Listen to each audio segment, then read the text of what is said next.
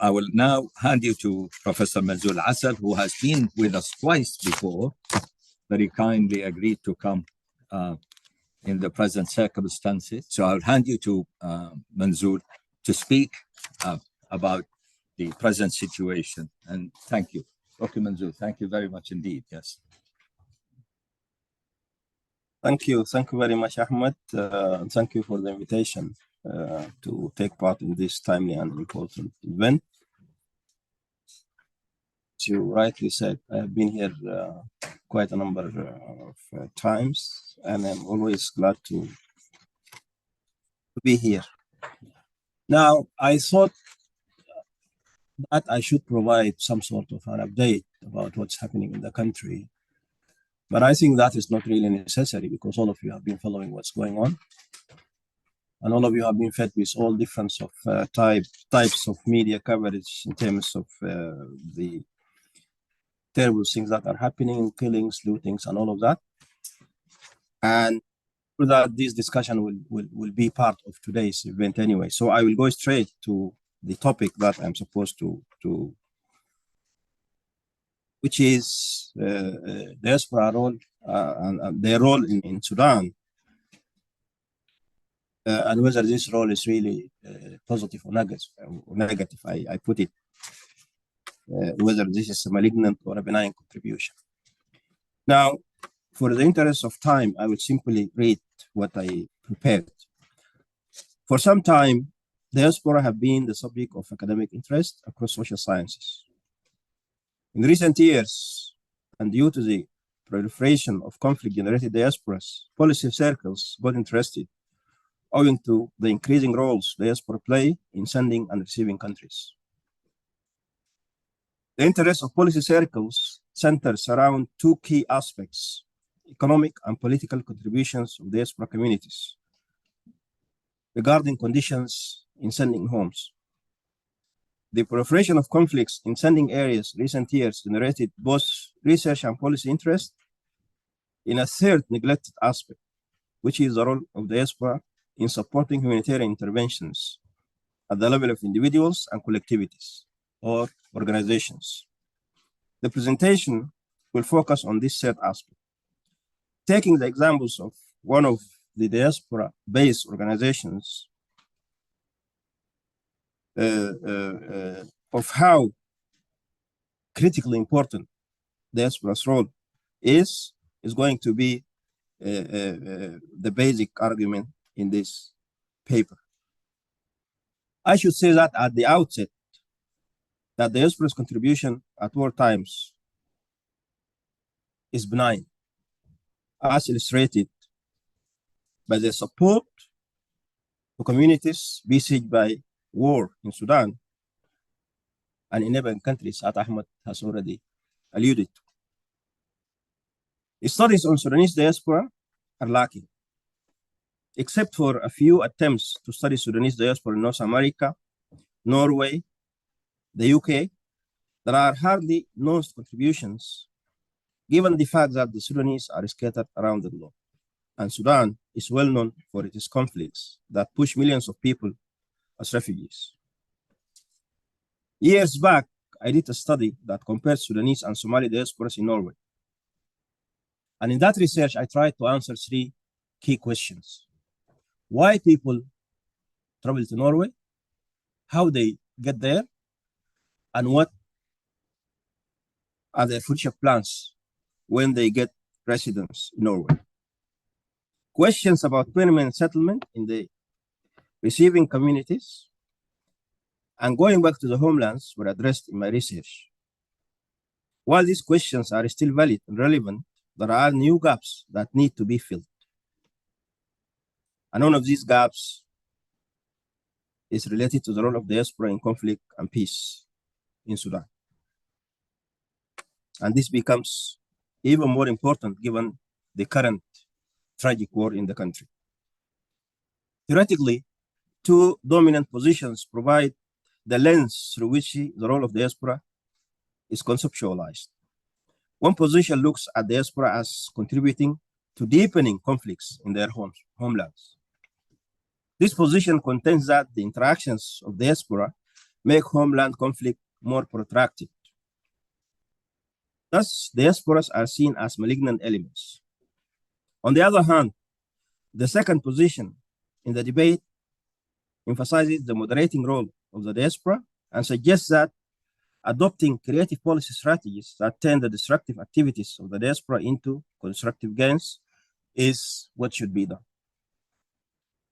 Now, these current debates look at two important aspects: economic and political contributions of the diaspora. Now, much of the research on Sudanese diaspora focuses on the descriptive level that hardly touched the role the diaspora play in conflict and peace in Sudan. Here I can go and cite a number of studies that were done. Roqaya Abu Sharaf did a very interesting work on the Sudanese diaspora in North America, in the US and Canada.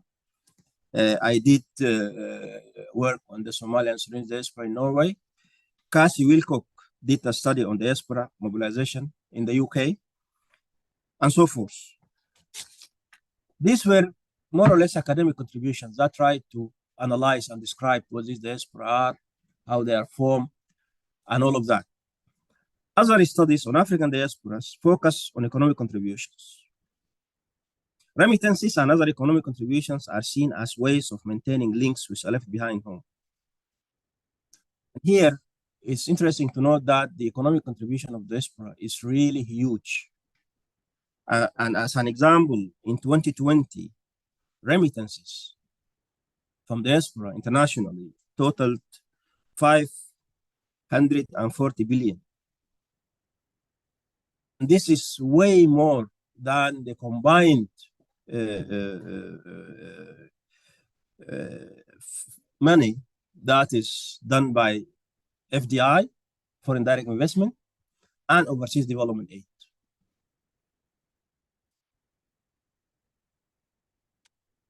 So the economic contribution of diaspora is huge, and it goes without saying that this is one of the very strong contributions diaspora does. Now, the extent to which the diaspora communities contribute to their homelands can be emphasized through the different types of remittances people send. And for purposes of clarity, I differentiate between levels and types of diaspora contributions.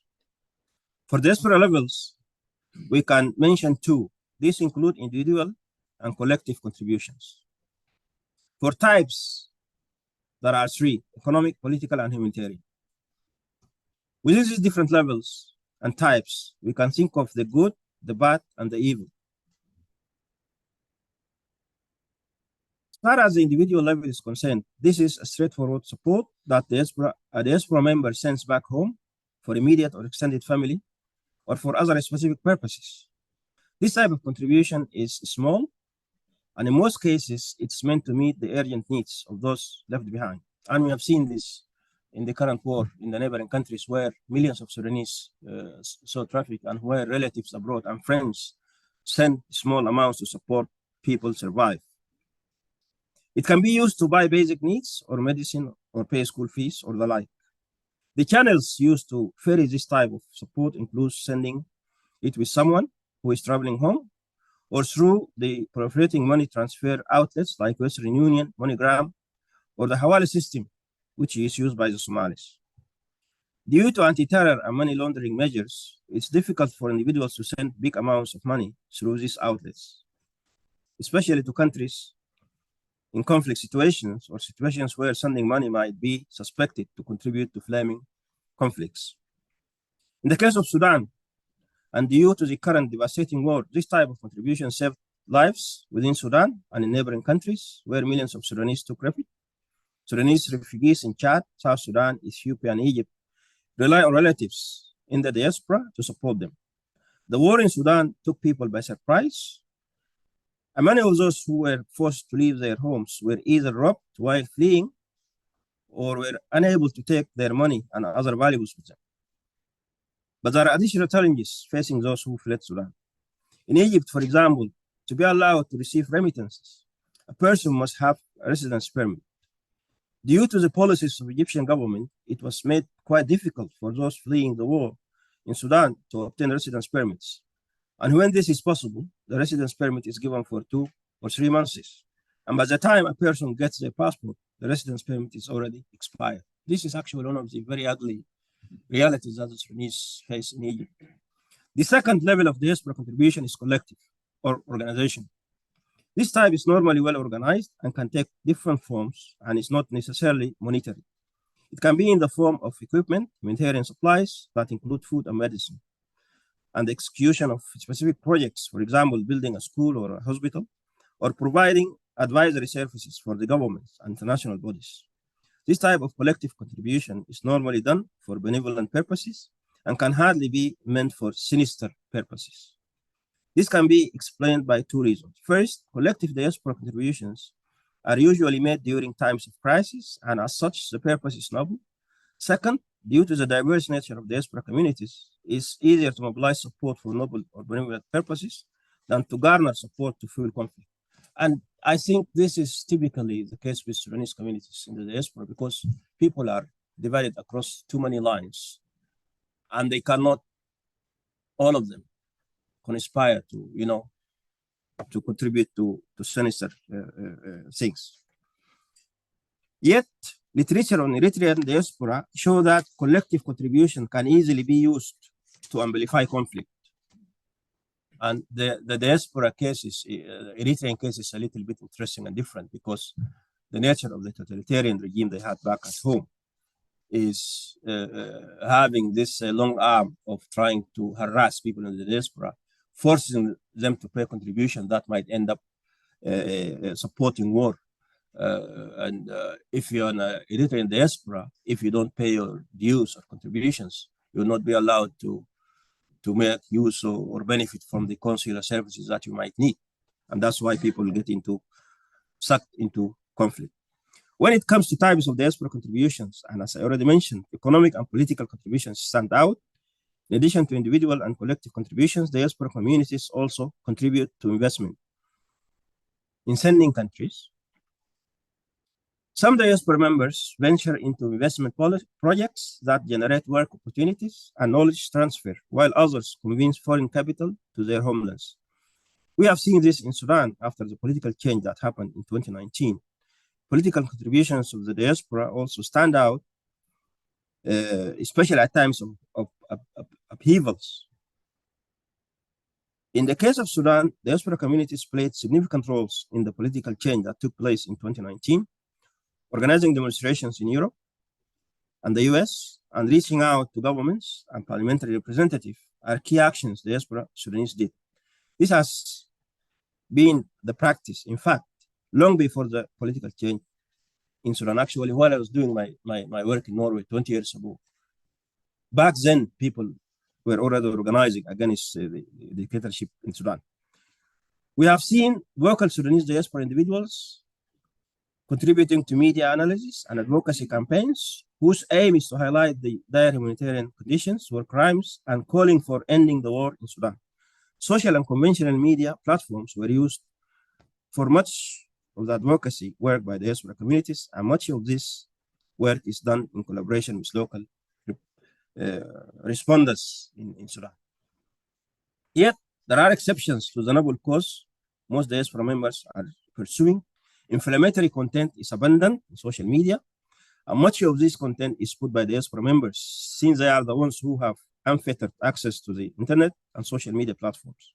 They can afford to access these platforms, unlike their fellow in-place Sudanese. Additionally, we can not take diaspora to be a homogeneous stock. First generation diasporas often engage differently than second and third generations. While the needs of first generation diaspora are relatively well recognized, this is not necessarily true for second and subsequent generation engagement. This gap raises a critical question that relate to what are the needs and motivations for these generations to engage. I mean the young Sudanese diaspora. I will now turn to one of the diaspora-led organizations, that is Shabaka, as an example of a body led by Sudanese diaspora. A UK-based organization, Shabaka, is focused on the role of diaspora and migrants in humanitarian preparedness, response, and recovery. Shabaka does research, policy, and practice, and contributes to knowledge on the role of diasporas and migrants in humanitarian action. It provides information and insights to local, national, and international actors on how diaspora communities back local actors, first response to humanitarian crisis, and the transition to longer-term development. In response to the war in Sudan, Shabaka has established a program called Sudan Crisis Coordination Unit. This is something that was established after the war. But long before the establishment of this SCCU, Shabaka engaged with the issues of conflict and peace and other challenges, including COVID-19. Shabaka engages through the following 4 key pillars: knowledge production and sharing, training, convening of forums, and partnership. In June and July 2021, Shabaka organized several consultations on diaspora engagement in Sudan. 3 roundtables were undertaken, exploring a roadmap for effective diaspora engagement were done. It's an independent initiative set up by Shabaka to facilitate more robust diaspora engagement with the government of Sudan during the transition period. This is actually one of the very key contributions that diaspora represented by the likes of Shabaka tried to do after the political change in the country. One of the critical policy gaps in the Sudan is that Sudan doesn't have diaspora engagement policy. This means the country has not been able to effectively harness and maximize the substantial financial and social potential its diaspora can contribute. In addition to the absence of diaspora policy, the consultations and fact-finding work done by Shabaka revealed that the results of Sudanese Diaspora Programme are still not visible. And this is natural, because if you don't have a coherent policy or a specific body that deals with this, you cannot see results, or whatever is done will not become visible by itself. The focus remains largely limited to remittances and business investment opportunities in the private sector. As a result, there is growing frustration and disappointment among the diaspora, alongside confusion around how to engage effectively. One of the challenges for diaspora engagement in Sudan is the lack of clarity on which ministers or departments of government are responsible for this. And I think this is also a challenge for many countries. Now in Sudan, the only bodies that we know of is the so-called Secretariat of Sudanese Working Abroad, Jihaz al-Mukhtaribin, whose aim is simply to get, they use diaspora like a cash machine, This lack of clarity made Sudanese diaspora like a cash machine. And while the Sudanese diaspora is often perceived as a cash machine, ministers in other African countries have come to hold a much broader view of diaspora contributions. For example, other countries see that their diaspora can be social and political, as well as financial investors. Now, one of the commendable contributions of Shabaka is its strategic forward-looking engagement, because it conceptualizes diaspora's role beyond financial contributions and binary opposition of whether these people are malignant or benign, to the formulation of strategic recommendations, something supposed to be done by Sudan government. In this connection, and based on the consultations that I was part of, the following key recommendations were offered for the government of Sudan. First, develop a comprehensive diaspora policy and action. Second, establish a comprehensive cross-governmental diaspora policy and action plan.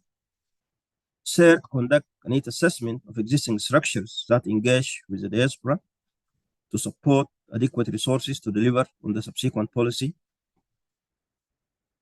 Review current policies to ensure that these policies align with relevant national, regional, and international frameworks, such as SDGs and the African Union Agenda 2063.